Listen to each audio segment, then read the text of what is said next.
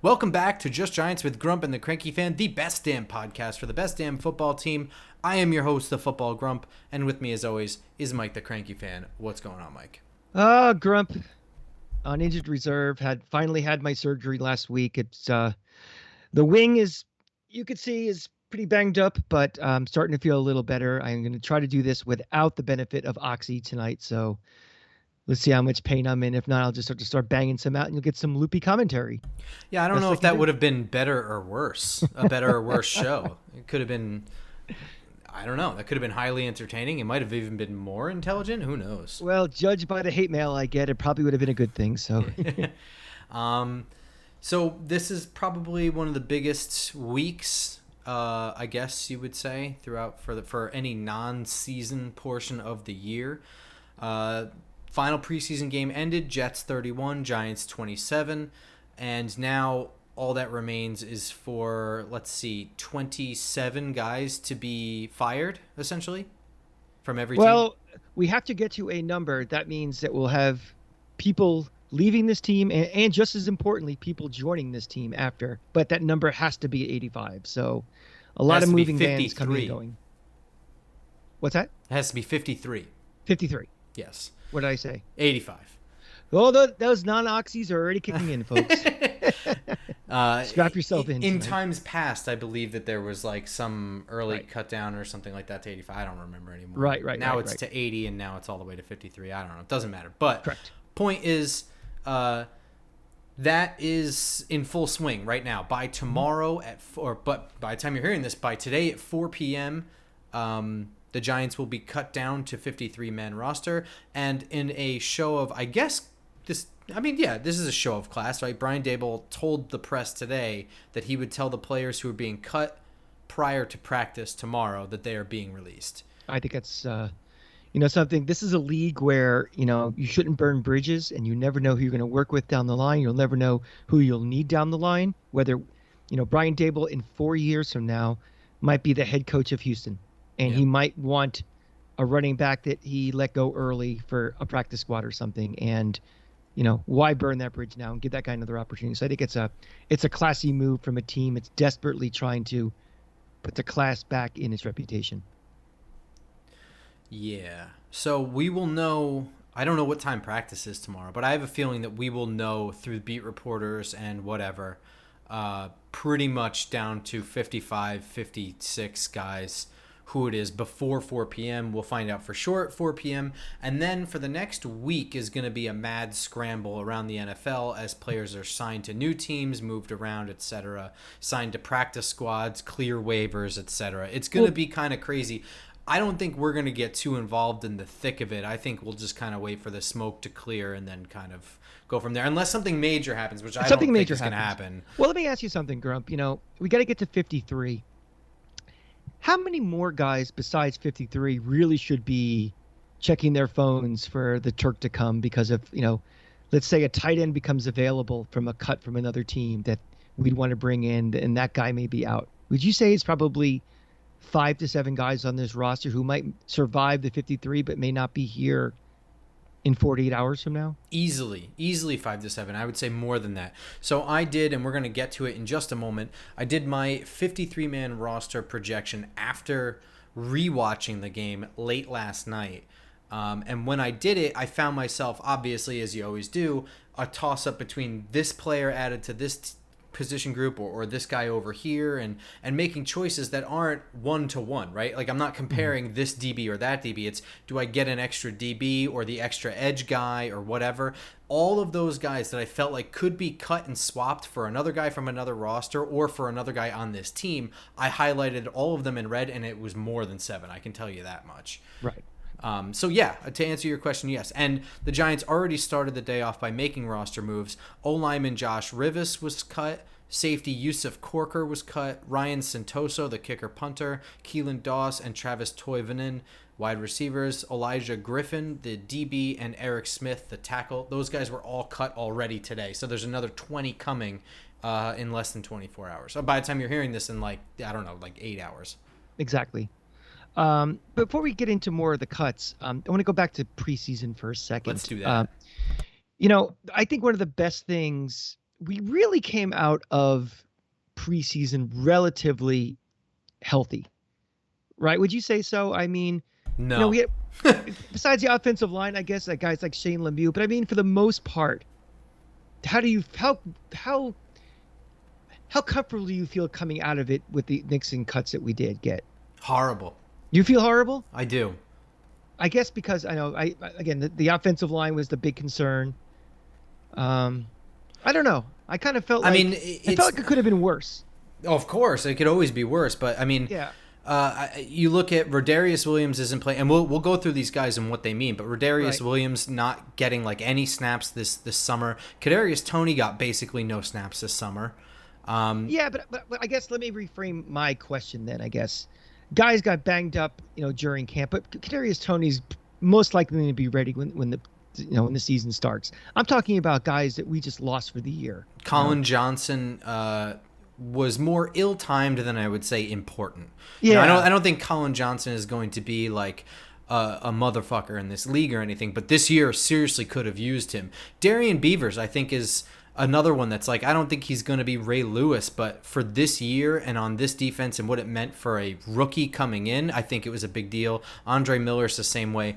These were things that I think affected the team more than it. I don't know. But I mean, there's guys that aren't on IR that are, Graham Gano getting a concussion, Kayvon Thibodeau wrecking his MCL for a couple weeks, Azeez Ojolari getting hurt in the one game that he did play in. But those guys will be back. Of course they'll all be back, but if the goal in preseason is to not get hurt, the Giants failed. Yeah, I'll but say everybody that much. gets hurt. I mean, everybody has injuries. Come on, though. You're talking both edge rushers got nicked up.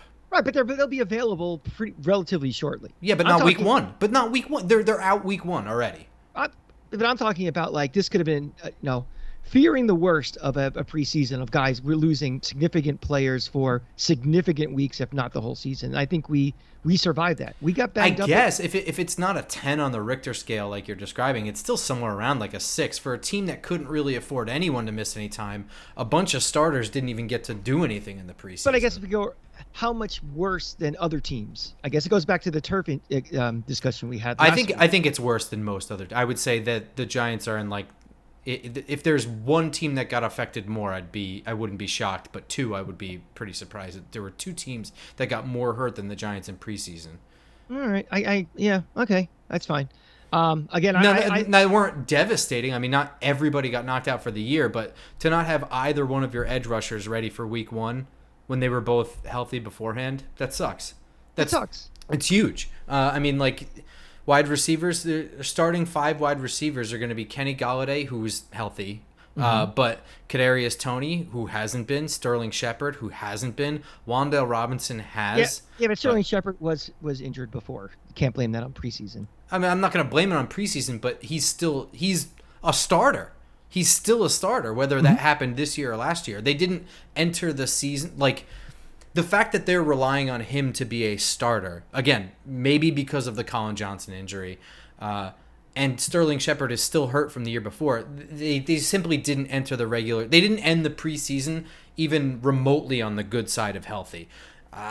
Was it as bad as it could have been? No, but also, I mean, where is the sliding scale for a team that wasn't going to make the playoffs anyway for how bad it could have been? What difference does it make if you're thinking that way?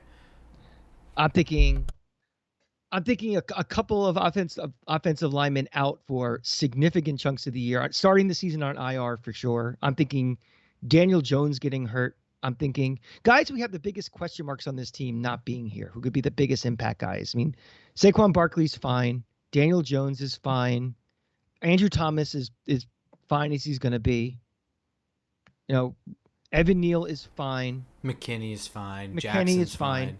I mean, the backbone of this team, the core of this team right now is in relatively healthy spirits going into the season. And that to me is, a lot of these other guys, Colin Johnson, that sucks. But again, what is he really? Yeah, no, I feel that. Mm-hmm. But again, like if someone were to straight up ask me like, oh, do the Giants make it out of the preseason without getting relatively hurt? I'd be like, nah, not really.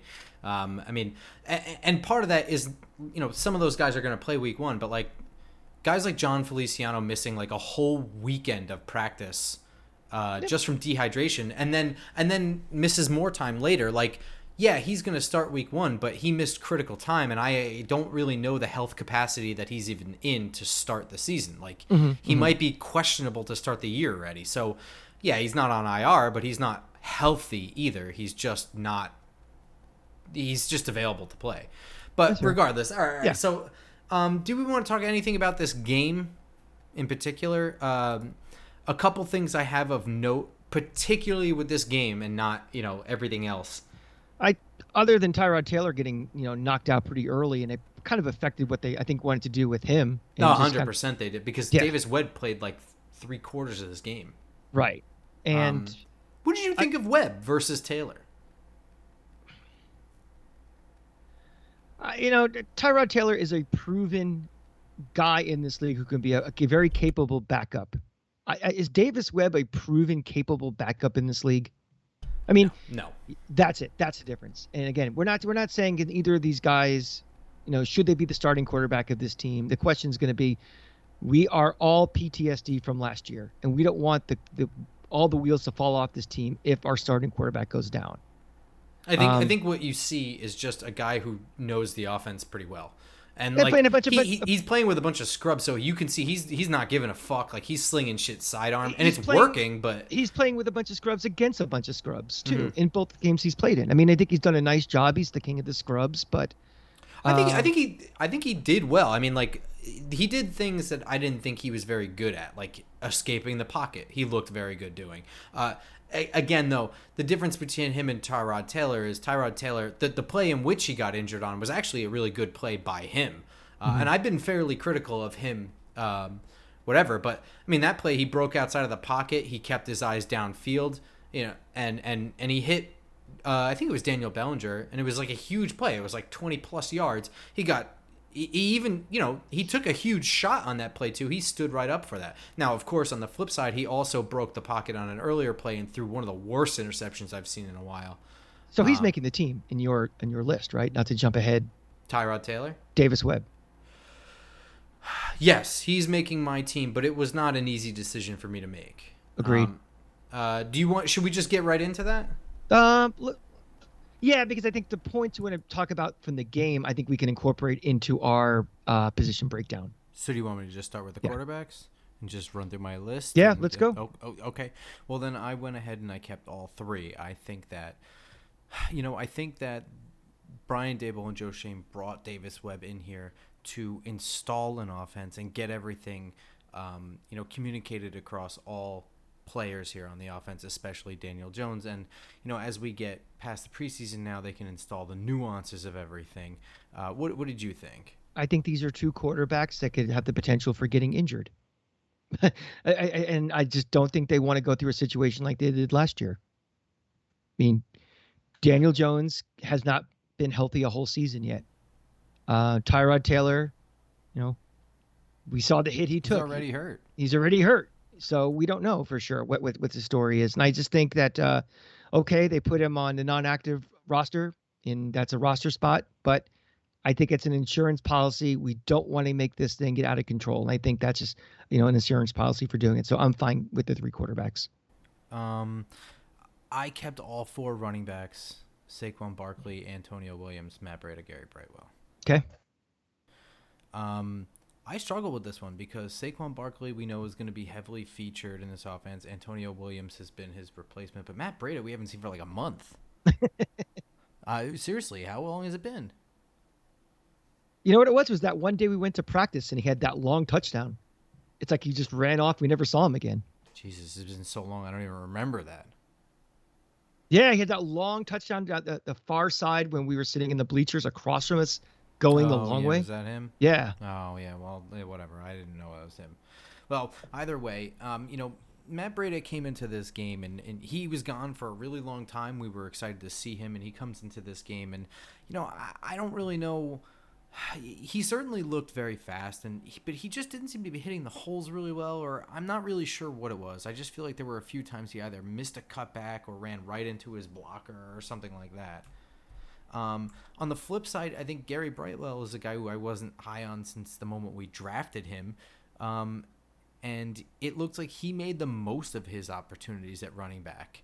On top of that, he plays all 4 special teams units, and he looked probably like the only one that can return kicks for this team in the wake of CJ Board's injury. But I think he even kind of looks better than CJ Board. So I struggled with this one back and forth, but ultimately I'm just going to go with all 4 here because I think they want to keep Breda. What do you think? I have Brightwell out and I have Corbin in, and I know he's a Knoll, but here's my philosophy.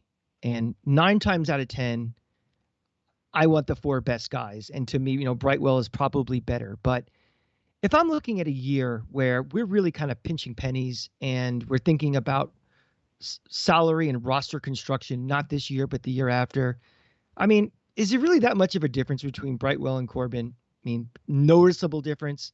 To me, there really isn't that a significant difference. That to me, I'm taking the guy that's a little younger, just so I have, who knows in 2 years? It'll probably be a distant memory as well, but I like to have a little more flexibility with my roster thinking down the line. When does the 4th running back really matter for this team right now? So that was my only reason why I had him over Brightwell. It's not a reflection of who's better or not. It's just thinking of a little more big picture.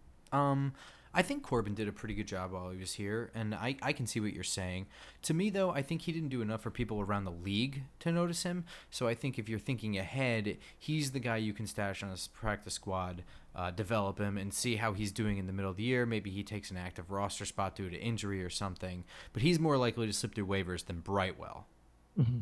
And I think as far as age goes, I think they're both pretty young. They might be like a year apart or something like that. So it's kind of splitting hairs with who's younger here. But to your point, though, I think you could go either guy here. I had Brightwell in red as well as Davis Webb, so that made them a roster bubble guy anyway. Yeah, again, we're not talking about the backup running back, and it's just like a tough decision to make between 2 guys. We're going deeper down the down the pike looking at this, and that was my only thinking for that. Okay. Is it time to go over the wide receiver group? Sure. Okay, with wide receiver, I went with 7. That's kind of a lot. Okay. But I think that speaks more to the lack of talent than you'd think. Also, this is done with 2 players in red, so they're roster bubble guys. Mm-hmm. But I've got Galladay, Tony, and Shepard, and then Wandale and Richie James on the inside.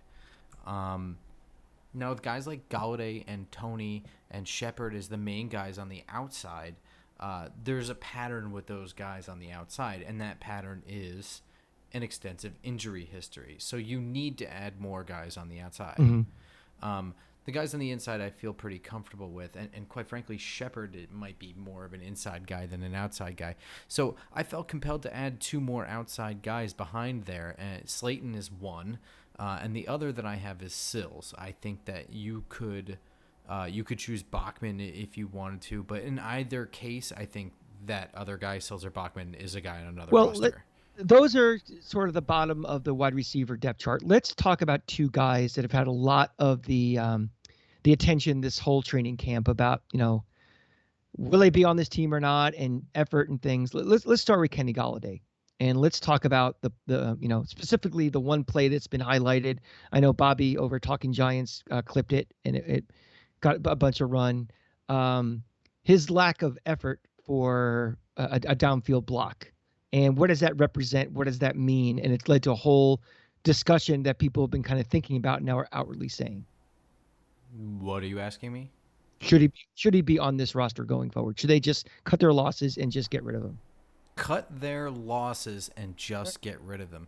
Mm-hmm. Well, cutting their losses would be like taking a bigger financial hit this year. He's uncuttable, he's untradeable this year. That just is. That is the deal that we have him on. And you can be mad about it if you want, but it won't change anything. Kenny Galladay is I think he's a veteran guy that maybe is not trying the hardest in preseason games or something like that. But, there's reasons for fans. I get it. There's reasons to not be happy with Kenny Galladay. He came here last year for a lot of money. There was a lot of excitement and kind of embodied the whole season where he just didn't really do anything, score any touchdowns. And you start this year, he's still kind of not. Yep. But I will be concerned when it's the regular season. I like how we say, like 99% of Giants fans said that they weren't going to overreact to preseason this year, and I would say 80% or so are now overreacting to everything. Yeah. And I wouldn't say overreacting to everything, but Kenny Golladay, he's a veteran guy. He's been around a while. We've seen the talent that he has. In Detroit, we've seen what he can do. There's really nobody else on the team that can do what he does. David Sills can't. I'll wait and see. I want to take it a step further. That play specifically, again, we all watch these preseason games through the lens of being fans. And I know we have this show, but look, we're fans. That's what we are. We have no idea what conversations were said, during practice in wide receiver meetings. This is our, Kenny Galladay's making a lot of money. And if he goes down in preseason for something as meaningless as like a downfield block in a game 3 of a meaningless game, and the season potentially, as much as people don't like him, he is our wide receiver 1 right now. So it as a bad look. The optics are bad for a guy who's already, the shit's flowing downhill with him as it is. But how do we know he wasn't told by the coaching staff, we don't need 130% out of you in these games. You have your roster spot. You have your starting spot. We expect things from you. This is going to happen from you. But unfortunately, we all see it, and we're looking for any little bits of information. We're trying to validate what we believe. We're trying to prove wrong what we don't want to believe. And it just looks awful. I mean, I put that play almost in a similar context as the kneel down on 3rd down last year, where fans are judge and jury over something that in the grand scheme of things doesn't mean that much. And I put this exactly in the same thing. You're right. Kenny Golladay has to put up or shut up when the regular season starts. We can't have no-show performances. We can't have him dropping balls or short arming balls, alligator arming passes short of a first down, not getting to the sticks.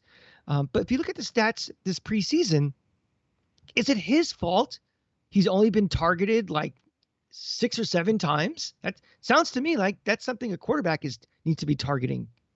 It's not on him to get the targets. So that just feeds into what the common criticism there is, that he is not a guy who gets a lot of separation. He's the contested catch, big body guy, and there's debate about whether or not that value for that kind of guy around the league is what we paid him. But I'm gonna wait for the regular season. I swear to God, Grump, if I was NFL commissioner, not only would preseason games not be open to the public, I wouldn't even have been on TV. I mean, all right. So I'm gonna go on a mini rant here about preseason here. Nobody knows what preseason is for, and it is not for your entertainment. I know that they charge you money and that they televise it, but it is not for your entertainment. It is for only a few things, and it's to make sure that the entire procedure works. The game, the officiating, everything. The other night, Al Michaels was blowing a gasket because in the 4th quarter of some preseason night game that he's covering, they were trying to get the correct spot of the ball or see if there was a fumble or something, and he's complaining about how they're wasting time, and it's like, that's not what this is for. I'm sorry that Al Michaels' problem is that he doesn't like his job, apparently, which is to call the game, and this game has to function the same way as any other game. They need to make sure that they get the call right in the 4th quarter of a stupid preseason game so that when it comes time in the regular season, there is no screw up. I mean, this is common sense. This is what it's for. It's not for you. Right. Exactly. I mean, winning or losing is absolutely the last thing that's important to this. It's about getting your roster ready for that 53 for when week 1 starts. The secondary importance is losing its luster, getting your team actually ready, because how much the starters are rested and everything. I mean, back in the old days, there used to be 5, 6, 7 preseason games, which were done to get your team ready to play when the regular season started. So it just, I almost don't even like talking about preseason games. I barely watched them. I mean, this is the first game I went to in 21 years of living back here in New York. That tells you the importance, I think, of it. I think, the coaches, the general manager, the front office, they had a job to do during these preseason games, is to evaluate who's going to start, who's the backup, who's on this roster, who's on practice squad. Maybe on the other side, who might be a practice squad pickup we can get from another team or something. That's the goal. So don't bitch about what you see, because you're not in the rooms. You're not okay, you don't know what the scripted plays are. You don't know what they're trying to figure out, what they're not trying to figure out, all these different things. So end of my rant is as well. Let's get on with the regular season. Okay. So the tight end group, and I think I screwed this one up on my projection here. This is probably, they should go 3 here because they're just so weak. I only have them as 2, and this is probably the additional roster spot that I gave to Sills or something like that. But, Bellinger, he's the main guy. Chris Myrick he's all right, but they should keep Tanner Hudson. They should keep Tanner Hudson, the guy that they just signed. They're going to need something else to help out this group, and he looked okay. I have Bellinger, Myrick, and Hudson also, but I also have it in note, other tight ends will join team later. So they're kind of written in pencil, Myrick and Hudson. Yeah. I think that's a good point, and you're totally right. I'm moving. I guess I'm de facto moving some guys around on my project here, but Slayton and Sills, they're in red. So if I move a guy over here to be Tanner Hudson, he would be in red as well. Hey, one thing I wanted to mention, other wide receiver I want to talk about is Darius Slayton. And I've been a big negative guy for Darius Slayton for, a couple of years now. And I had him as kept because I still look at this as, everybody wants him gone, but I still feel like he's got talent and he's got something more than what, the bottom of this roster potentially offers, a higher upside. And I think for right now, again, while this team is not playoff contention worthy, I think we try to get as much as we can out of Darius Slayton before we decide enough is enough and we're done. I mean, the jury's out with me, but it seems like that a lot of coaching staffs are still very intrigued by him. So that's why I kind of had him still on the roster as opposed to getting cut like a lot of people want. And I wouldn't be opposed to it myself either. I just feel like he's not getting cut unless somebody better is available. Yeah, that's kind of that's my thing. It's like when you get rid of a guy like him, who's replacing him? He's got to be at least as good, if not better. And there's no guarantee of that coming out. So just to get rid of him and say, enough, he dropped a pass here and there and he's just, inconsistent. You better have somebody to fill his shoes or you're going to have a downgrade because he's going to be relied on pretty heavily on this offense, I think, especially, with guys like Kadarius. You don't know what his health's going to be from week to week, and he might have more of a role than you would like him to have. So I thought about this one long and hard, and I decided to keep him, although I am not a fan. Yeah, I agree. I think that he stays. But again, he's still on thin ice, and I think if a better wide receiver shakes loose or something that they think fits better, I think they'll go with that instead. Totally. Yeah. Offensive linemen, we know the starting 5. Lemieux, I'm counting as part of the starting 5. I don't know about you. Me too. My backups, I've got 4. Okay. And right now, the 2 guys I have in, I guess, pen would be Josh Azudu and Ben Bredesen. Mm-hmm. Azudu is a draft pick. Ben Bredesen has looked pretty decent. They traded for him, whatever. But in red, I have Max Garcia as a backup center. And Devery Hamilton is the backup tackle. This team has no backup tackle. I'll say that right now. There's no backup tackle on this team. Devery Hamilton looked dreadful on the outside. He did, however, look really good on the inside the week before. And I was singing his praises. I thought they found a diamond in the rough that could be depth in inside and the outside. I was like, whoa, this is actually sick. But he looked terrible on the outside against the Jets ones. And I know it's against the ones, but still, if he's got to be the backup, he's the first guy off the fucking bench, so he's got to be able to hang with the ones, and he can't. So Bobby actually said this, and I agree with it. This is more than just waiting to see what shakes loose. I think they need to sign a veteran at the minimum. Mm-hmm. And I think you might have broke into my file this morning because I have the exact same scenario you do. I have Garcia and Hamilton, and I have need another guy from somewhere. So Yeah, again, I if it's gotta a say pickup or this. a signing, I'll say this, depending on Lemieux, if Lemieux can. No, actually, it doesn't depend on Lemieux. I think if Ben Bredesen is healthy enough to be a backup center and there's a better backup tackle around the league that shakes free, I think it's Garcia that goes and Hamilton that stays because Hamilton is younger. I mm-hmm. think they like what they have with him developmentally, but he is certainly not ready to be the first tackle off the bench. He will get crushed. I mean, like that first play of the game, I'm pretty sure he was just barreled into Tyrod Taylor's lap. Right. Well, was it Andrew Wentworth was he's being interviewed. Yeah, I guess he's on NFL Network or something now, and they asked him if you gotten any calls. He's like, maybe. He might be somebody. Yeah, you know what? And then there was like a lot of talk about that because everyone assumes that it was Dallas that's been calling, and They just lost a left tackle. that would be tampering. Um, Yeah. I think Pro Football Talk got into it with him, and then he got all defensive, saying like, "I didn't really say that," but like you read the transcript, and it really sounds like he's saying I saw the that he's saying I'm getting a lot of calls that could be from friends, whatever, so it wouldn't really be tampering, but he really made it sound like he was getting calls from organizations. I saw I saw it live, and it was kind of a little tongue in cheeky, like, well, I'm getting some calls, and Yeah. it was like, oh, but he wouldn't have brought it up to say that if he knew. Isn't he a guy in the players union? Like, isn't he like a player rep? I wouldn't be surprised. He's been around for a million years. They tend to be. My point being, if he is, or he's been around forever, he knows what you can and can't say. So Yeah, but I don't know. He's got to be careful though. If he Sure. wants to be on TV, he can't say shit like that. Exactly. He should know that. So yeah, flipping to the defense, this will be fairly quick, I think. Should we just go all DBs, or do you want to split them up corners and safeties? let's go corners and safeties. Corners, I have on the outside Adoree Jackson, Aaron Robinson, Cordell Flott, and then in red I have Rodarius Williams and Darren Evans. In the nickel, I have Darnay Holmes in white. Same.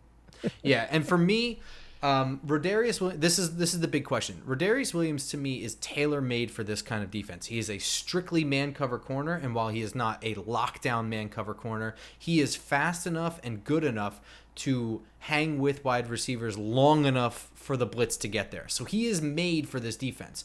How healthy he is totally up for grabs, and he's not their draft pick. So there's no onus for them to actually keep him. Between Darren Evans, Zion Gilbert, to me, it's like a flip a coin thing because either way, I think this corner is on another roster. Agreed. We've been saying that. I think even we went back to kind of our getting under the cap number way back when we were talking about, looking for a cornerback is going to be somewhere else, and we'll be practicing another team preseason. Oh, yeah. Mm-hmm. Going to safeties, this one was a little bit... This one was pretty easy. I fudged because one guy already got cut. Mm-hmm. But McKinney and Love, followed by Belton and Trenton Thompson, and then I had Yusuf Corker in red. He was the last guy that I kept, and he got cut today. So yeah, I had him on the practice squad, but he's gone. Yeah, he might be back. He could still be back. Yeah, could be back. Yeah. Trenton Thompson definitely jumped him on the depth chart. We could see that. Mm-hmm. Linebackers. I'm going to say this about the defense. I said this a couple weeks ago, and I'm going to stand by it. I think this defense will make linebackers look better than they are. And I said that before, but it's like there's no way that all these guys are suddenly really good. Mm-hmm. That I went with 4 off-ball linebackers, so this is not edge guys. So This is just the inside guys. Blake Martinez, Tay Crowder, Micah McFadden. And then I Austin Calitro, to me, has earned that spot. Okay. I had him in red, but I think he's got it. So you have Cotter Coughlin out, and you have Cam Brown out. Cam Brown I have in, but not as a linebacker. I have him in with the special teamers. Okay. Because to me, the reason he's making it is for that, because he didn't really look like nothing at linebacker anyway. Because I had him in, but okay. Yeah, I have him in. I have him under special teams. Okay. So we have the same group then, pretty much. Yep. I don't have Carter Coughlin though. I had him out. You have him out. Okay. Maybe going back to the practice squad. Yeah, maybe. Edge guys. Thibodeau, Ojolari, Jihad Ward, O'Shane Ziminis, and then I have Quincy Roche in red. I think Quincy Roche deserves to be on this team. I think he's a good player that they can develop. He's really young, but for some reason, this coaching staff doesn't really like him. So I kept wanting to take him off because I don't think he's gonna make it. I can't tell you why, but I couldn't justify it, man. And maybe my justification was maybe on the other side of the ball with Tanner Hudson or some shit like that. But I couldn't justify not having Roche on there. I had him out. Okay. That's easy. Because I think I was reading the tea leaves like you were referring to. Like, does this coaching staff really believe in him? And I just didn't think so. And I think, again, you can go a year younger, and they'll move on from him. And that just leaves us, well, special teams, but the defensive line. Defensive line. Yeah, I have 4 guys: Leonard Williams, Dexter Lawrence, Ellis. I think has played very well, and so did Jalen Holmes, in my opinion. I have him in red. I was really close to adding another one with Nick Williams as well, but this one was really hard because you also have DJ Davidson, who is a draft pick, and he started to come on a little bit there. But how many defensive linemen is this defense going to really hang on to? And can DJ Davidson slip to the practice squad? I know he's a 5th-round pick, but he wasn't even on my big board. I don't know. What do you think? Well, let's put it this way. I'm thinking ahead now. Is there any chance that Leonard Williams is not on this team next year? There's a chance, but I think they're actually better served keeping him long term. Dexter Lawrence, I think, is a 50-50 shot. I think you can make a real financial argument that it's cheaper to give Dexter Lawrence a deal in the middle of this season than it is to try and replace him. Okay. So I was just thinking that, you might have some real turnover next year. You might. And maybe you want to keep some of these guys around and see if you can sneak them through the practice squad to develop, like you were talking about somebody earlier, and then have that continuity. So where did you land? Was there anybody that you had that I didn't? I had Davidson in. Yeah, Davidson. Yeah, that's probably my corker. I went corker there. I should have probably went DJ Davidson. My justification. Anyway, I finished this at 1 a.m. I was tired, so maybe that justification of slipping him through to the practice squad and needing more DBs is kind of where I was going. But I just find it unlikely for them to not have a guy that they drafted. Well, I did mine on Oxy, so. Oh, so what's my excuse? Special teams: Gano, Gillen, Kreider. Yeah. Yep. Same. Yep. Yeah. That was what I went with there. So far, my roster is not correct since I've already screwed up one guy. But this was one that I didn't feel real good about this. We could have had one guy from another team join or 7. It really could be anything. So projecting this was kind of weird. And How again, do you feel? Go ahead. No, I was going to say, going back to the injury thing, there's a few guys that are not on this list that we'd have liked to have been, but are gone from, out for the year, but not 12, 13 guys, I guess. Yeah. Colin Johnson, linebacker. Andre Miller, I think they were counting on a little bit. Ricky Seals-Jones. Well, they're definitely counting on him for sure. They were, yeah. Too bad. Yeah. He's also not that good, so the fact that he came in, yeah. But that's less than 10%. It doesn't sound horrible. It does not. So what was your question? How do you feel about this roster, about this team? I think it's a good start. I think it's a functional enough offense that they can start implementing what they want to do on offense. Like, when you got to the second half of last year, they couldn't do anything, right? And we know all the reasons why, but you can't advance what you're trying to do when you are down to a guy who's not an NFL quarterback, receivers who shouldn't be in the NFL, an offensive line, guys they got off the street. I mean, this may not be a very good roster. This may not be a playoff roster, but I think you can start implementing what you want to do offensively and defensively with your schemes. And then you just upgrade the talent going forward. So it's like everything, if we could stay healthy, get a couple of breaks, maybe the record will be a little better than we're hoping for. If we get some critical injuries in tough spots, and we get thin very quickly, it become a disaster. But I think This is again, back to my injury thing. This is slightly better than I was hoping for to be at this point right now, getting into the season. So 17-0. Got it. That's interesting. How maybe someone else is on Oxy. That might be you. Just say how you feel. I feel okay. This is now in the moment of, it's easy to say at the end of last year and you're hiring all these guys like, oh, next year is going to be bad, but, it's all part of building. This is really restarting, whatever. And now we're in it, and I have to go to spend money and then stand there and for 3.5 hours and get spanked and be like, well, it's all part of the process. But I feel okay. I feel all right.